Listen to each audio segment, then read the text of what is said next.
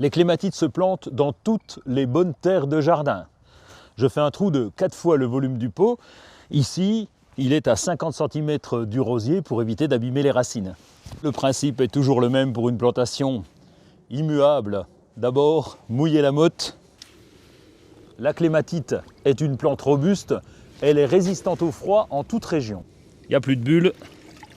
Le niveau de la terre du pot doit arriver au niveau de la terre du jardin. Enlever le pot, ça c'est la suite. Et puis, donner un tout petit coup de sécateur pour écarter les racines.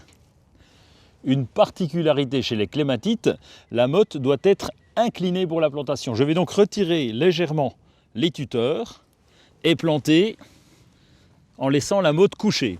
Je garde les tuteurs pour diriger la plante contre le rosier. C'est une plante grimpante, elle va donc développer ses lianes le long du rosier.